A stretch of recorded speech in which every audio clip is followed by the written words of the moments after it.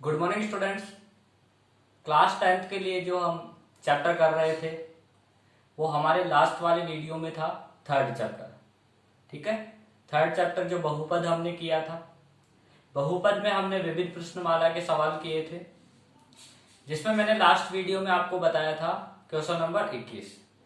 ठीक है, question number 21 के बाद जब मैंने देखे क्वेश्चन नंबर 22 और क्वेश्चन नंबर 23, वो दोनों सवाल इजी सवाल है, वो आप आराम से कर सकते हैं, सरल सवाल है वो, तो उन सवालों को आप अच्छे से कर सकते हैं।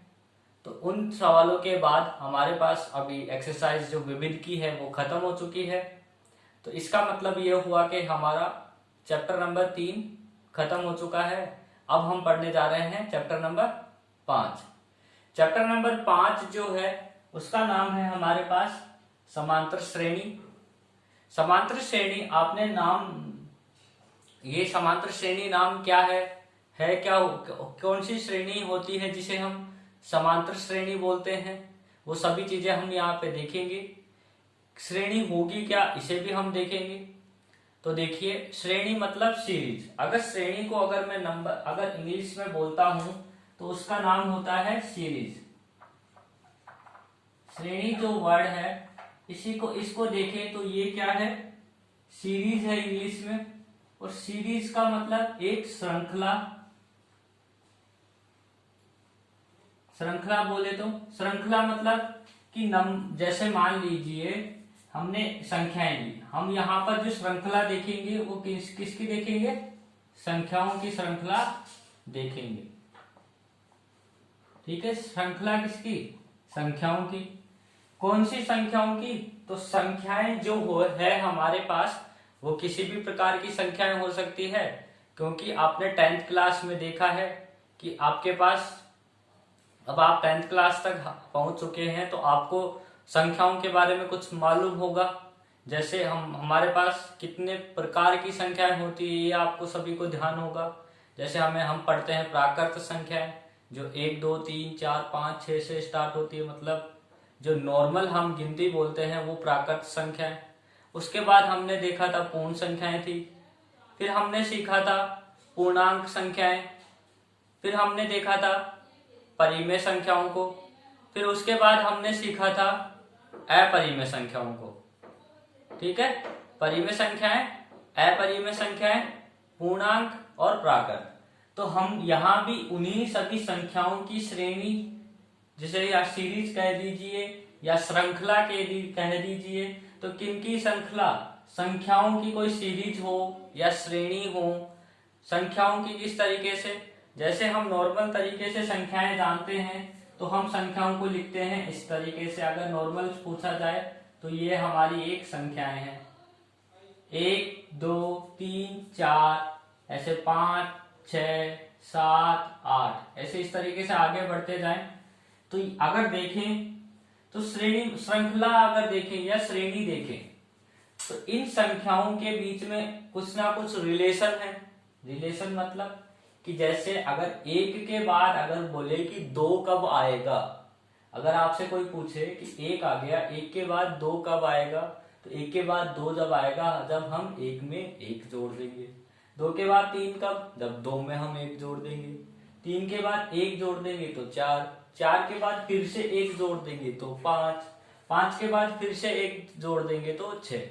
मतलब इस तरीके से अगर संख्याओं को देखें, इनको जो हमने अब तक पढ़ी है गिनती वाली संख्याएं, तो इनमें क्या रिलेशन है एक दूसरे में, कि एक में अगर इन सभी संख्याओं में अगर मैं परस्पर मतलब नॉर्मली इनमें सभी में एक एक जोड़ता जाऊंगा तो इनके जस्ट अगली वाली संख्या मेरे को मिल जाएगी। कैसे, 1 में 1 जोड़ दूंगा तो अगली वाली संख्या 2 मिल जाएगी, 2 में फिर 1 जोड़ दूंगा तो फिर से मेरे पास अगली संख्या 3 आ जाएगी।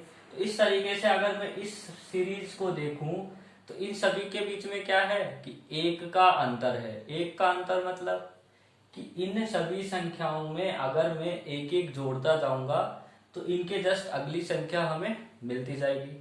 ऐसे ही एक संख्याओं की सीरीज और देखते हैं। जैसे मैंने लिखा 2 4 6 8 10 12 14, ऐसे लिखता गया। अगर इन संख्याओं को देखूं तो तो इन संख्याओं को देखते हैं तो देखने पर हमें लग रहा है कि दो, दो में दो जोड़ा चार, चार में दो जोड़ा छह, छह में दो जोड़ा आठ, आठ में दो जोड़ा दस, दस में दो जोड़ा बारह, बारह में दो जोड़ा चौदह। तो इस तरीके से अगर यहाँ जैसे हमारे पास ऊपर वाली सीरीज में ये एक संख्याओं की एक श्रेणी है, चेन टाइप में है, श्रृंखला है संख्याओं की, ऐसे ही इसमें भी दो में मैं दो जोड़ दूंगा तो चार, तो सभी में दो दो का अंतर है, मतलब एक संख्या के बाद में उसमें मैं दो जोड़ दूंगा तो अगली संख्या आ जाएगी। ऐसे ही 14 में फिर दो जोड़ दूंगा तो अगली संख्या 16 आ जाएगी। तो इनमें दो दो का अंतर है। ऐसे ही अगर हम देखें तो ऐसे भी होता है कि 2, 4, 8, 16, 32, 64। अब ये एक नई तरीके की संख्याएं दिख रही है कि 2, 2 के बाद 4, 4 के बाद 8, 8 के बाद 16, 16 के बाद 32, 32 के बाद 64। इस तरीके से संख्याएं आ रही है। इसका मतलब अगर अब इसमें क्या कौन सा रिलेशन लग रहा है, इसमें हमारे पास कौन सा नया सिस्टम लगा हुआ है कि 2 के बाद हमने 4 लिख दिया, 4 के बाद हमने 8 लिख दिया, 8 के बाद हमने 16 लिख दिया। तो सभी जैसे ये सारी क्या है, संख्याओं की एक सीरीज है। इन सब ये संख्याओं की एक श्रृंखला टाइप में हमने अलग अलग तरीके की संख्याएं लिखी। कैसे बोल सकते हैं कि हम अलग अलग प्रकार की संख्याओं को एक समान संबंध के साथ लिखें, मतलब सभी के बीच में एक ही तरीके का रिलेशन हो। कैसे कि एक में मैं एक जोड़ूंगा तो दो, दो में एक जोड़ूंगा तो तीन, तीन में एक जोड़ूंगा तो चार, चार में एक जोड़ूंगा तो पांच। तो कर क्या रहा हूं मैं, सभी में एक जोड़ते जा रहा हूं। ऐसे ही इसमें देखते हैं कि 2 में 2 जोड़ा 4, 4 में 2 जोड़ा 6, 6 में 2 जोड़ा 8, 8 में 2 जोड़ा 10। तो सभी में समान तरीके से संख्याएं जोड़ता जा रहा हूं। ऐसे ही इसमें देखें तो 2 को अगर मैं 2 से गुणा कर देता हूं, क्या कर रहे हैं, 2 को अगर मैं 2 से गुणा कर देता हूं तो 4, 4 को 2 से गुणा कर देता हूं तो 8, 8 को 2 से गुणा कर रहे हैं तो 16, 16 को 2 से गुणा किया तो 32, 32 को 2 से गुणा किया तो 64। इसका मतलब सभी में हम क्या कर रहे हैं कि हम सभी संख्याओं में एक दूसरे में 2 से गुणा करते जा रहे हैं और अगले संख्या लिखते जा रहे हैं। ठीक है, ऐसे ही हम इसको 2 से गुणा करेंगे तो 128, इसको 2 से गुणा करेंगे तो 256। अगर इसी की अगली संख्या पूछे तो सर इसको भी 2 से गुणा कर दो तो अगली संख्या आ जाएगी इसकी। इसी की भी अगली संख्या पूछे तो इसको भी आप 2 से गुणा कर दो तो इसकी अगली संख्या आ जाएगी। ऐसे हम कोई सी भी संख्या निकाल सकते हैं। जब हमको परस्पर संख्याओं के बीच में रिलेशन का मालूम पड़ जाए कि आपस में जो सीरीज है उसकी संख्याएं किस तरीके से या किस रिलेशन के द्वारा आपस में एक दूसरे से जुड़ी हुई है, ठीक है, या रिलेटेड है, तो सभी में 2 का गुणा करते जाने पर अगली संख्या आती जा रही है।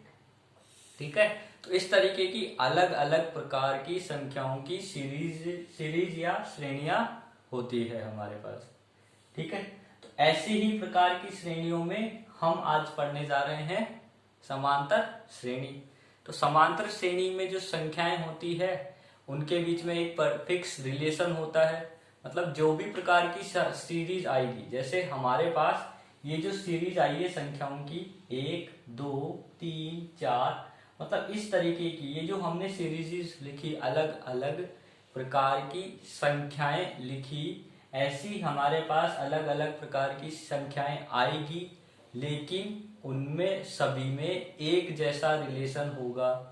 वो एक जैसा रिलेशन समांतर श्रेणी के लिए होता है। ऐसे ही अलग अलग प्रकार की श्रेणियां और होती है जो आपकी आगे की क्लासेस में आएगी। तो हमारे जो 10वीं क्लास में है या 10th क्लास में है वो केवल क्या है, समांतर श्रेणी है। तो सबसे पहले हम देखेंगे कि ये समांतर श्रेणी किसका क्या है, ये होती क्या है, कौन सी संख्याओं वाली सीरीज को हम समांतर श्रेणी कहेंगे। तो देखिए, सबसे पहले एग्जांपल्स लेते हैं समांतर श्रेणी वाली सीरीज का, संख्याओं का। ठीक है, कौन सी सीरीज होगी, संख्याओं की कौन सी श्रृंखलाएं होंगी जिन्हें हम समांतर श्रेणी कहेंगे। तो देखिए, तो देखो जैसे ये इसी एग्जाम्पल से लेते हैं। ये एक एग्जाम्पल, एक ऐसा एग्जाम्पल है जो हमारे पास समांतर श्रेणी का है। तो देखिए, सबसे पहले ये देखते हैं कि समांतर श्रेणी कौन सी वाली संख्याओं की सीरीज को हम कहेंगे। ठीक है, तो देखिए, संख्याओं की वो वाली सीरीज जैसे 1 2 3 4 5 6 7 8, आगे 9, फिर 10, फिर 11, ऐसे आता जाता है। तो समांतर श्रेणी हम किसको कहेंगे, उस श्रेणी को हम समांतर श्रेणी कहेंगे जिस श्रेणी में, लिख लेते हैं, वे श्रेणी या वे संख्याओं की श्रेणी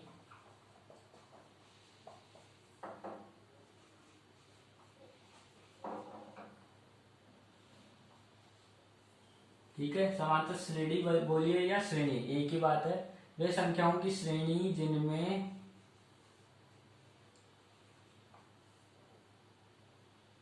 परस्पर क्रमागत, ठीक है, इस परिभाषा को मैं समझाऊंगा अभी किस तरीके से कहा जा रहा है। जिनमें परस्पर क्रमागत संख्याओं में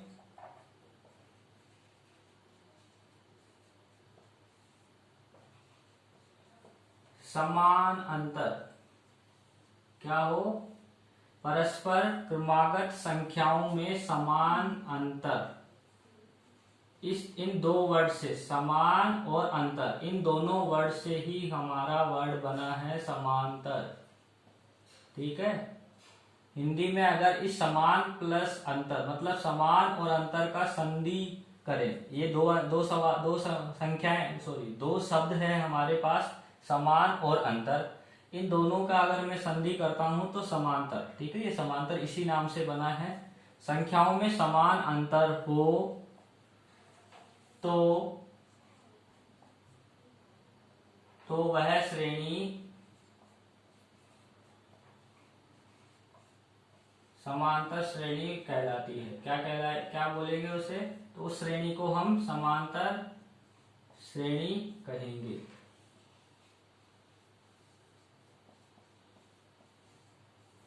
ठीक है, तो देखिए, जैसे मैंने कहा आपको कि यही एक ऐसी ये एक सीरीज एक ऐसी है जो समांतर श्रेणी ही है। ठीक है, तो देखिए, ये अगर इन संख्याओं को देखें तो यहां मैंने लिखा वे संख्याओं की श्रेणी, या उन संख्याओं की श्रेणी भी कह सकते हैं हम यहाँ पर, उन संख्याओं की श्रेणी जिनमें, क्या कहें कि उन संख्याओं की श्रेणी जिनमें परस्पर क्रमागत, ये दो वर्ड है परस्पर क्रमागत। तो देखो, 1 और 2, 2 के अगला वर्ड 3, 3 के अगला वर्ड 4, 4 के अगली संख्या 5, 5 के अगली 6। तो परस्पर क्रमागत का मतलब कि इसके जस्ट अगली संख्या कौन से आ रही है, इसकी जस्ट अगली वाली संख्या कौन से आ रही है। तो ये संख्याएं क्या हो गई, एक दूसरे के क्रम में आ रही है। क्रम में मतलब क्रमागत रूप से एक साथ आ रही है। तो क्रमागत संख्याएं कौन सी हो गई कि 3 के अगला वाला वर्ड अगली संख्या 4, 4 की अगली संख्या 5। ठीक है, तो इस तरीके से ये जो संख्याएं होगी वो परस्पर क्रमागत संख्याएं होंगी। इन परस्पर क्रमागत संख्याओं में अगर समान अंतर हो, समान अंतर मतलब इन संख्याओं का अंतर मतलब इन दोनों के बीच में डिफरेंस, जैसे 4 और 5 के बीच में कितने का अंतर है। अंतर का मतलब क्या हो गया कि अगर मैं देखूं, एक संख्या है 4 और एक है 5, तो 4 और 5 के बीच में कितने का अंतर है। अंतर का मतलब इसमें से इस संख्याओं को घटा लो। ठीक है, इन दोनों संख्याओं को आपस में घटा लो, तो 5 में से हमने 4 को घटाया तो 1 का अंतर है। ठीक है, तो ये अंतर मतलब घटाने पे, मतलब जैसे आपको बोलते हैं ना घटाइए, या ठीक है बोलते हैं ना घटाना, तो घटाने वाला एक वर्ड अंतर भी होता है। इसका एक पर्यायवाची वर्ड अंतर भी होता है। अंतर मतलब कि 5 में से मैं 4 को घटाऊं तो क्या है 1, 5 की अगली संख्या 6, 6 में से 5 को घटाऊं तो भी 1, 6 की अगली संख्या 7, 7 में से 6 को घटाया तो भी 1। तो ये अंतर देखिए, यहाँ घटा रहा हूं तो 1 आ रहा है, यहाँ घटा रहा हूं तो भी 1 आ रहा है, यहाँ घटा रहा हूं तो भी 1 ही आ रहा है। इसका मतलब इन सभी संख्याओं के बीच में कितने का अंतर है? 1 का अंतर है, मतलब समान अंतर है। समान अंतर मतलब बराबर, ठीक है। इनके बीच में अंतर कितने का है? बराबर अंतर है, ठीक है। समान, या ऐसे भी बोल सकते हैं आप, बराबर अंतर हो तो क्या हो जाएगा? वह श्रेणी कैसी हो जाएगी? समांतर श्रेणी हो जाएगी हमारे पास, ठीक है। और एग्जांपल लेते हैं, फिर और अच्छे से समझ में आएगा, ठीक है। जैसे मैं लिखता हूं एक श्रेणी और आपके पास।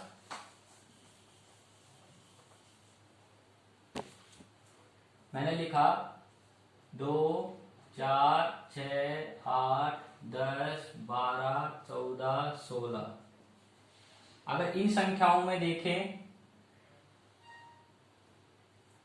4 में से 2 घटाता हूं तो 2, 6 में से 4 घटाया तो 2, 8 में से 6 घटाया तो भी 2, 10 में से 8 को घटाया तो 2, 12 में से 10 को घटाया तो इस 2। इसका मतलब सभी में क्या चल रहा है? समान अंतर चल रहा है।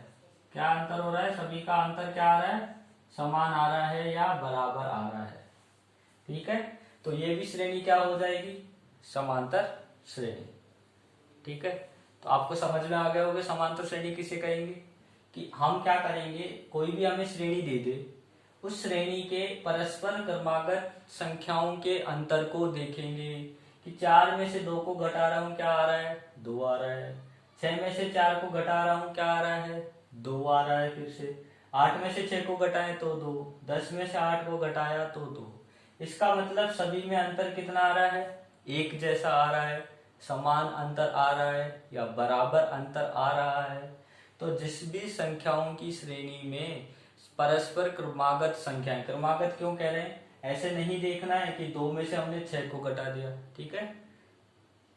2 के जस्ट अगली संख्या में से उसको घटाना है, 4 की जस्ट अगली संख्या में से उसको घटाना है। ऐसे नहीं, इधर से 2 ले लिया, इधर से मैंने 12 ले लिया, तो 12 में से 2 को घटा रहा हूं तो 10 आ रहा है। इधर से मैंने 4 ले लिया, इधर से मैंने 16 को ले लिया, तो 16 में से 4 को घटा रहा हूं तो 12 आ रहा है। अंतर अलग अलग आ रहा है ना, इसलिए कहा जा रहा है यहाँ पर परस्पर क्रमागत, ठीक है। क्रमागत मतलब 2 के जस्ट अगली संख्या, मतलब दूसरी संख्या में से पहली को घटाओ, तीसरी संख्या में से दूसरी संख्या को घटाओ, चौथी में से तीसरी को घटाइए, पांचवी में से चौथी संख्या को घटाइए। अगर घटाने पर सभी का अंतर एक जैसा आ रहा है तो इस संख्याओं की श्रेणी को हम क्या बोलेंगे?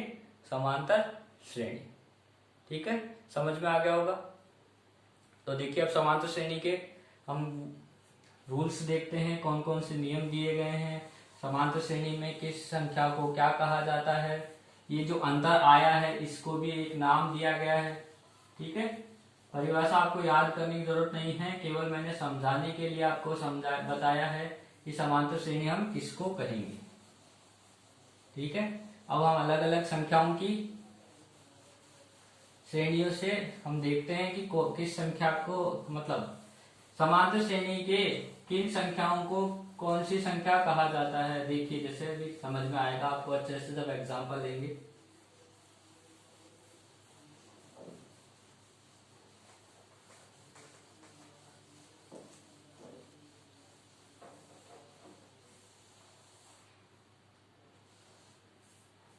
ठीक है, तो देखिए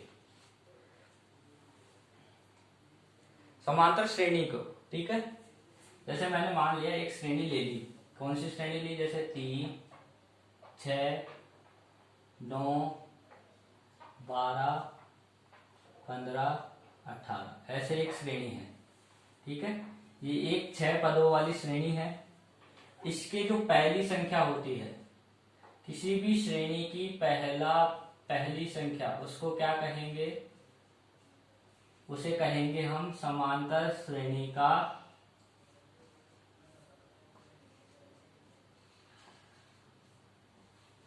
प्रथम पद। क्या कहेंगे? समांतर श्रेणी का प्रथम पद, और आपको पता है इंग्लिश में पहला वर्ड कौन सा आता है, ए। तो यहाँ समांतर श्रेणी के प्रथम पद को क्या कहते हैं हम, ए से डिनोट करते हैं। किससे डिनोट करते हैं, ए से डिनोट करते हैं। ठीक है, इसके बाद देखिए यहाँ पहली नहीं पहला पद बोल दीजिए, तो पहली संख्या है।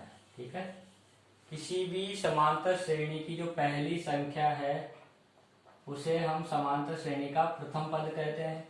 इसके बाद देखो 6 में से हमने मतलब दूसरी संख्या में से अगर पहली संख्या को घटाया, ठीक है, दूसरी संख्या में से पहली संख्या को घटाया तो घटाने पर जो अंतर आ रहा है, ठीक है, घटाने पे जो अंतर आ रहा है उसको देखो, यहाँ 6 से 9 में भी हमने घटाया तो भी समान अंतर है, 12 में से 9 को घटाया तो 3, फिर से समान अंतर, 15 में से 12 को घटाया तो 3 आ रहा है, 18 में से 15 को घटाया तो 3। इसका मतलब सभी में जो अंतर आ रहा है, सभी संख्याओं में जो हमारे पास अंतर आ रहा है वो बराबर आ रहा है। इसलिए सभी संख्याओं के अंतर को बराबर आने के कारण जो हमारे पास समांतर श्रेणी की परस्पर संख्याओं में अंतर आता है उसको हम सार्व अंतर बोलते हैं, जिसे किससे डिनोट करते हैं, डी से। ठीक है, वापस से समझ लीजिए, 6 में से मैंने 3 को घटाया तो 3, 9 में से 6 को घटाया 3, 12 में से 9 को घटाया फिर से 3 आ रहा है, 15 में से 12 को घटाया वापस 3 आ रहा है, 18 में से 15 को घटाया तो फिर से 3 आ रहा है। मतलब अंतर जो है वो सभी संख्याओं में समान अंतर आ रहा है, सभी का अंतर क्या आ रहा है, बराबर आ रहा है। तो इस वजह से हम जो समांतर श्रेणी की जो ये अंतर बराबर आता है या इस अंतर को क्या बोलते हैं, सार्व। सार्व यानी सभी में और अंतर, सभी का अंतर बराबर आ रहा है इसलिए सार्व अंतर बोलते हैं इसे। जैसे 6 में से 3 को घटाया जो 3 अंतर आया है इसको सार्व अंतर कहते हैं और डी से डिनोट करते हैं। ठीक है, डिनोट किससे करते हैं, डी से डिनोट करेंगे सार्व अंतर को।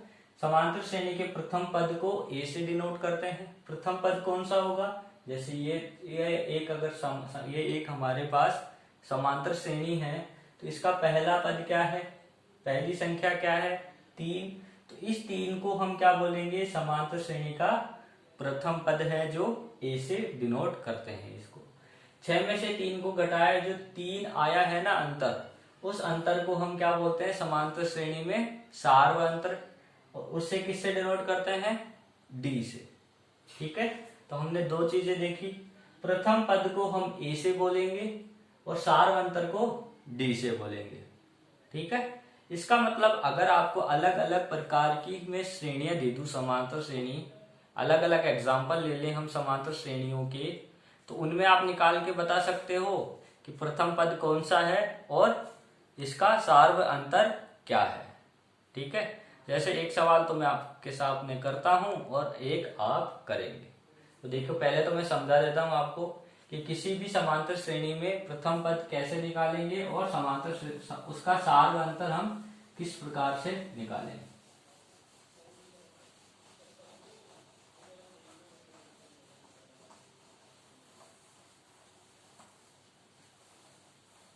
जैसे मैं एग्जांपल लेता हूं, अगर मेरे पास कोई श्रेणी हो, जैसे मैंने ले लिया एक एग्जांपल, एक श्रेणी लिखी मैंने 6, 9, 12, 15 और ये ऐसे आगे जाती जा रही, मतलब आगे संख्याएं आती जा रही है। ठीक है, तो ये एक समांतर श्रेणी है या नहीं, सबसे पहले तो ये चेक करें। ठीक है, तो कैसे चेक कर रहे थे हम कि इनकी क्रमागत संख्याओं के अंतर को घटा रहे थे, मतलब दूसरी संख्या में से पहली संख्या हमने घटाई, 9 में से 6 को घटाओ तो 3, 12 में से मैंने 9 को घटाया तो 3, 15 में से 12 को घटाया तो 3। इसका मतलब सभी संख्याओं में जो अंतर आता जा रहा है वो बराबर आ रहा है। बराबर आ रहा है या समान अंतर आ रहा है तो समांतर श्रेणी। तो सबसे पहले हम ये कह देंगे कि ये समांतर श्रेणी है। ठीक है, अब इसके बाद हमें करना क्या है, ये एक समांतर श्रेणी हमने डिसाइड कर ली, ये समांतर श्रेणी है, तो इसके लिए हमें प्रथम पद और सार्वंतर निकालना है। ठीक है, तो देखिए प्रथम पद ए लिखेंगे कि इस श्रेणी के लिए हमारे पास प्रथम पद क्या हो गया, ए क्या हो गया, प्रथम पद मतलब श्रेणी की पहली वाली संख्या, तो ये क्या हो गया हमारे पास 6। इसके बाद सार्वंतर, ठीक है, इसके बाद है हमारे पास सार्वंतर, जिसे किससे डिनोट करते हैं, डी से डिनोट करते हैं। अब सार्वंतर निकालने का एक आप फॉर्मूला याद रख लीजिए, ऐसे ये फॉर्मूला नहीं कहेंगे लेकिन फॉर्मूले की तरह ही ट्रीट कर लेते हैं। देखो ये समांतर श्रेणी का पहला पद है, तो हमने बोला कि ये समांतर श्रेणी का पहला पद है, ये समांतर श्रेणी का दूसरा पद है, ये समांतर श्रेणी का तीसरा पद है, ये चौथा पद है, ऐसे आगे भी आएगा। तो ये जो समांतर श्रेणी के पद होते हैं इन्हें किससे डिनोट कर रहे हैं हम, A1 A2 A3 A4। मतलब अगर आपसे कोई बोले कि एक समांतर श्रेणी का A4 वाला पद बताओ, A4 का पद का मतलब कि चौथा पद बता दीजिए। कोई आपसे बोल रहा है कि एक समांतर श्रेणी आपको दी जा रही है तो A2 ज्ञात करो, A2 मतलब उसका दूसरा पद बताओ। अगर आपसे कोई बोले कि इस समांतर श्रेणी में A5 बता दो, A5 मतलब पांचवा पद, तो पांचवा पद देखो 12 के बाद 15, 15 के बाद A5 क्या आ जाएगा 18, तो हम क्या बोल देंगे कि A5 ये रहा। ठीक है, तो ऐसे जो समांतर श्रेणी के पद होते हैं इन्हें हम A1 A2 A3 A4 A5 ऐसे डिनोट करते जाते हैं। जितने नंबर का ये 5 है तो ये पांचवा पद, यहाँ 3 है तो ये तीसरा पद, यहाँ 1 है तो पहला पद। ठीक है, तो सार्वंतर निकालने का फॉर्मूला होता है कि दूसरे पद में से पहला पद घटा दो। क्या करेंगे, दूसरे पद में से पहला पद घटा दो, तो घटा दीजिए क्या आ जाएगा, दूसरा पद क्या है 9, 9 में से पहला पद घटा दो, 9 में से हमने पहला पद घटा दिया तो क्या आ गया 3। ठीक है, अगर आपसे कोई बोले कि तीसरे में से दूसरा घटा दो, क्योंकि हमको पता है कि समांतर श्रेणी में क्रमागत पदों का अंतर, मतलब तीसरे में से दूसरा घटाओगे चाहे दूसरे में से पहला घटाओ बराबर आता है कि देखो तीसरा पद है 12 और दूसरा पद है 9, घटाने पर कितना आ गया 3। इसका मतलब सभी पदों के जो सार्व अंतर है वो बराबर है। अगर आप A4 में से A3 को घटाते हो तो भी देख लीजिए, A4 है हमारे पास 15 और A3 है 12, कितना आ गया 3। इसका मतलब सभी में जो अंतर आ रहा है वो बराबर आ रहा है। ठीक है, इसीलिए तो क्या बोलते हैं इसे सार्वंतर। तो आपको कभी बोले कि कोई समांतर श्रेणी दे दी जाए और बोले प्रथम पद बताइए, तो उस समांतर श्रेणी का पहला पद 6, जैसे इस समांतर श्रेणी का 6 है। इसके बाद सार्वंतर निकालने के लिए बोल दे तो किन्हीं भी दो क्रमागत संख्याओं को आपस में घटा दो, कोई भी क्रमागत संख्याओं को आपस में घटा दीजिए। तो नॉर्मली हम क्या करते हैं कि दूसरे में से पहले को घटा के निकाल लो, तो 9 में से 6 को घटा दिया तो हमारे पास क्या आ गया सार्वंतर 3 आ गया।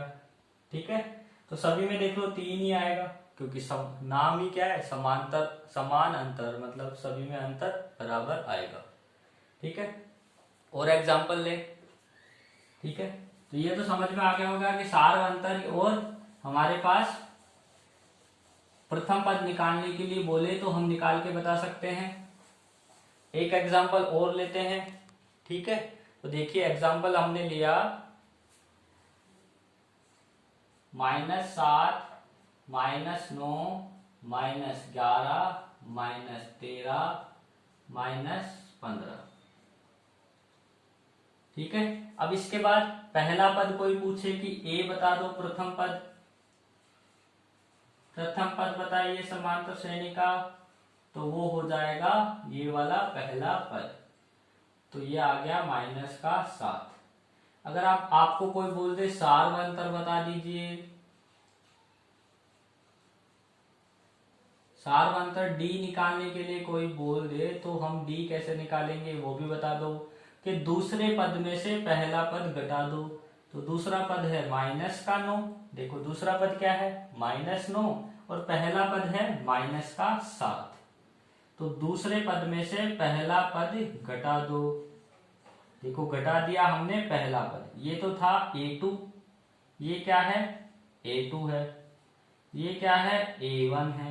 A2 में से हमने A1 को घटाया, तो देखो घटाओ क्या आ गया -9 माइनस +7।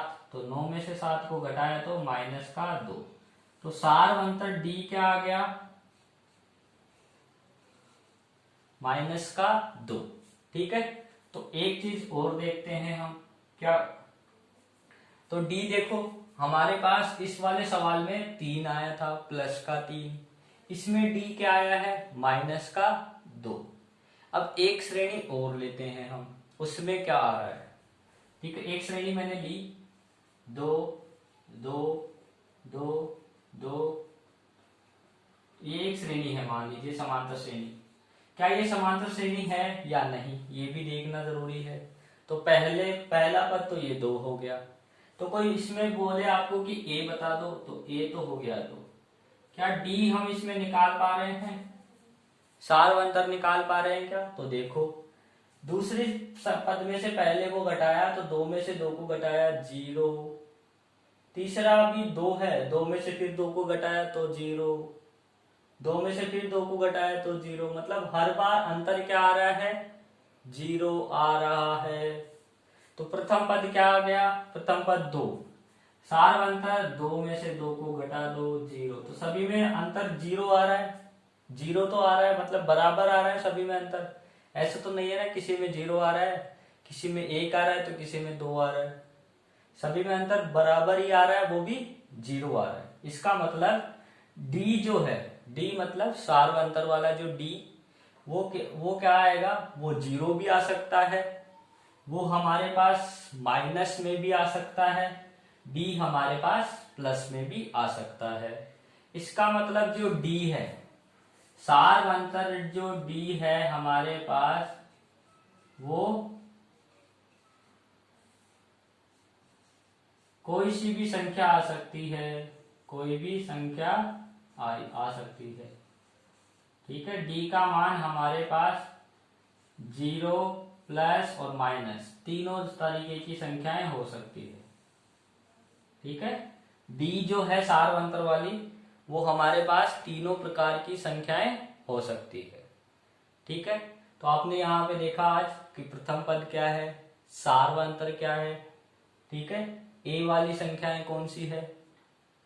ठीक है, इसके बाद हम क्या करते हैं, एक दो सवाल और लेते हैं समांतर श्रेणियों के।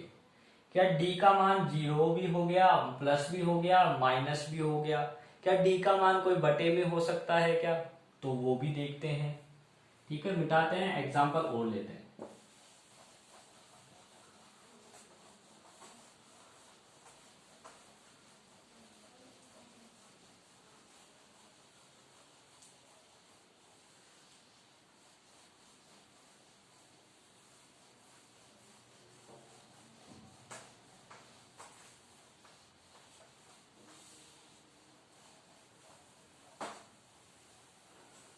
ठीक है, तो D के लिए देखिए, अब D का मान क्या बटे में भी हो सकता है क्या, तो देखिए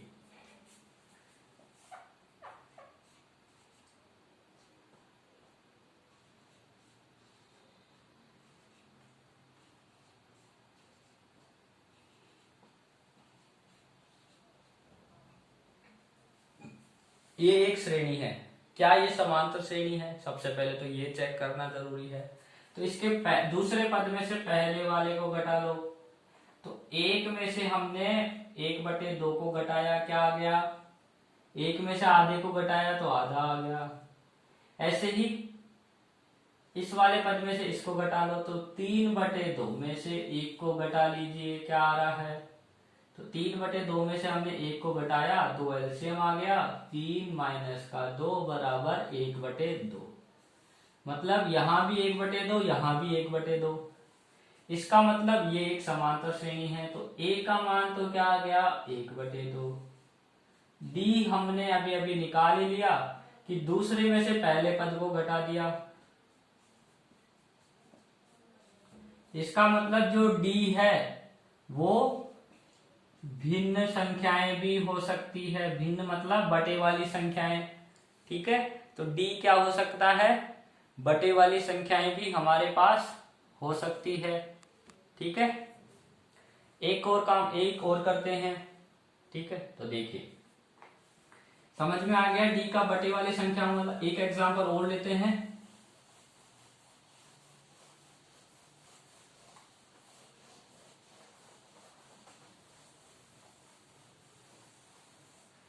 ठीक है, तो देखो हमने लिखा यहां पर √5।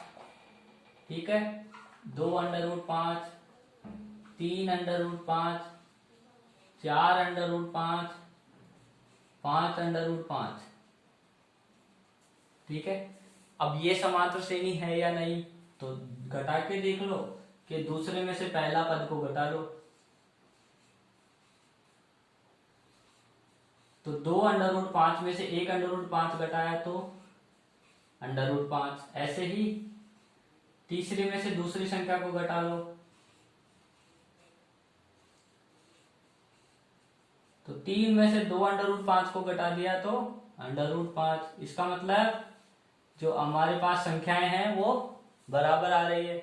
इसका मतलब बराबर आ रही है तो समांतर श्रेणी है। तो a बराबर तो हो गया √5, d बराबर हो गया √5। ठीक है, तो a और d का मान भी बराबर आ सकता है। ठीक है, इसके अलावा जो हमारे पास है d क्या आ गया, अब देखो √ वाली संख्या भी आ गई। ठीक है, तो d हमारे पास 0 भी आ गया, माइनस में भी आ गया, प्लस में भी आ गया है, भिन्न संख्याएं भी आ गई है। इसके अलावा √ में भी आ गया है, और कोई बचा नहीं। ठीक है, पॉइंट्स में भी आता है क्या, तो पॉइंट्स वाला देख लेते हैं। देखो कि 0.1, 0.2, 0.3, 0.4 ये एक श्रेणी है। तो पहला पद 0.1 दिख रहा है, तो 0.2 में से पॉइंट का 1 घटा दो, क्या आ गया 0.1। 0.3 में से 0.2 घटा दो, क्योंकि देखो दूसरे में से पहला पद घटाया, तीसरे में से दूसरा पद घटाया, तो इसका मतलब d का मान दशमलव भी आ सकता है। ठीक है, तो d के मान हमारे किसी भी प्रकार के आ सकते हैं। जो d है वो कोई सी भी संख्या आ सकती है। ठीक है, तो आज हमने देखा किसी भी समांतर, कोई भी श्रेणी समांतर श्रेणी कब है, उनका जो प्रथम पद क्या होता है, समांतर श्रेणियों का सार्वंतर क्या होता है। अगर आपने ये अच्छे से सीख लिया है तो आप जो 5.1 एक्सरसाइज है उसका पहला सवाल कंप्लीट करेंगे। ठीक है, 5.1 का पहला सवाल कंप्लीट करेंगे। ठीक है, अब इसके बाद जो दूसरा सवाल है वो मैं समझाऊंगा आपको नेक्स्ट वाले वीडियो में। 5.1 का आपका जो पहला सवाल है वो इन्हीं संख्याओं पे बेस्ड है कि पहला पद बताओ। समांतर श्रेणियां आपको सभी समांतर श्रेणियां ही दी है, आपको पहला पद और डी बताना है। पहला पद डी, हर सवाल में पहला पद और डी का मान बताना है। पहले सवाल में जितने भी सवाल है कम से कम 7 सवाल दिए हैं। पहले के 5.1 के पहले सवाल में 7 सवाल है। उन सभी 7 सवाल में आपको ए और डी निकाल के देना है। समांतर श्रेणी वो पहले से ही है, चेक नहीं करना आपको। ठीक है, चेक करने की जरूरत ही नहीं है, सभी समांतर श्रेणियां ही हैं। पहला पद और डी निकाल के बता दीजिएगा, आपके पास पहला सवाल हो जाएगा। अगर कोई दूसरा सवाल भी कर लेता है तो और भी अच्छी बात है, नहीं तो मैं आपको सेकंड सवाल कल समझाऊंगा ही। तब तक के लिए धन्यवाद।